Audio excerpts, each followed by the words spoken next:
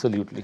तो युवा चेहरा तो चिराग पासवान है, युवा चेहरा राहुल गांधी है अभी इस वक्त इस माहौल में, और युवा चेहरा तेजस्वी जब यादव। राहुल जी को आप युवा बोलते हैं ना तो मुझे एहसास होता है मेरे पास अभी लंबा समय है अपने आप को भी युवा कहलवाने का। तेजस्वी यादव युवा है और प्रशांत किशोर युवा है, तो इन चारों में से कहीं तो कुछ कैपेबिलिटी दिखती होगी ना। कैपेबिलिटीज की बात नहीं है, ऑफ कोर्स हर किसी में अपनी अपनी क्षमताएं हैं और मैं कतई किसी दूसरे की क्षमता को मैं नकारूंगा नहीं, किसी दूसरे के ऊपर मैं टिप्पणी नहीं करूंगा कि नहीं ये नहीं कर पाएगा या वो नहीं कर पाएगा। हर कोई अपना प्रयास करो और लोकतंत्र की खूबसूरती यही है, जितने आपको विकल्प मिले उतना लोकतंत्र मजबूत होता है ना। और इवेंचुअली ये जनता के हाथ में है कि उनको किसकी बातों पे विश्वास है।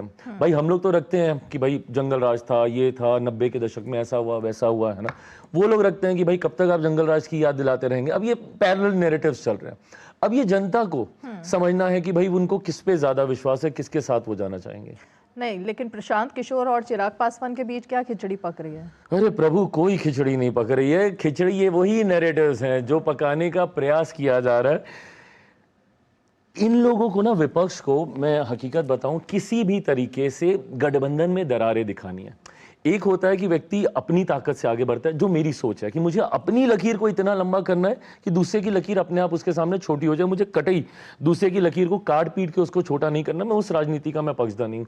तो मैं अपनी सोच में मैं चल रहा हूं कि अपने आप को विपक्ष किया है कि भाई सामने वाला कमजोर हो जाएगा तो हमें ऑटोमेटिकली लीड मिल जाएगी। अच्छा, मेरे साथ ये चीजें आसान इसलिए हो जाती है क्योंकि मेरा इतिहास रहा है। 2020 में मैंने अकेले चुनाव लड़ा है, तो इनको लगता है कि ये नैरेटिव सेट करना तो बहुत आसान हो जाएगा। बीच बीच में ऐसे बयान देते क्यों हो जिस पर ऐसी अरे प्रभु, मैं पकने वाली बात हो जाए? अरे मैं हकीकत बोलता हूँ। देखिए, अगर मैं किसी की सोच से सहमत हूं, मैं क्यों बोलूं जस्ट बाय द वर्च्यू कि मुझे एक राजनीतिक दल का मैं हिस्सा हूं।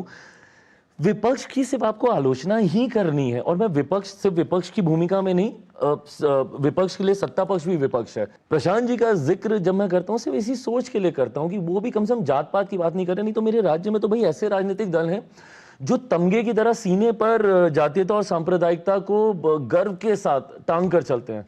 एमवाई समीकरण क्या है भाई? एमवाई समीकरण का एम सांप्रदायिकता है, वाई जातीयता को बढ़ावा देना है। But at the same time मेरा भी एक एमवाई समीकरण है। मेरे एम में महिलाएं हैं और मेरे वाई में युवा है।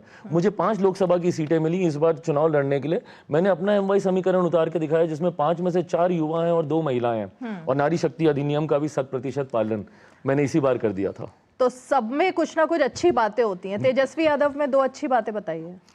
अब इतना मैंने ध्यान नहीं लगाया किसी दूसरे वाले के ऊपर, अपनी ताकत को बढ़ाने का प्रयास करता हूं। प्रशांत किशोर की अच्छी बातें समझ आई, लेकिन जात पात से उठकर बात करते हैं। हाँ, राहुल गांधी में कोई अच्छी बात?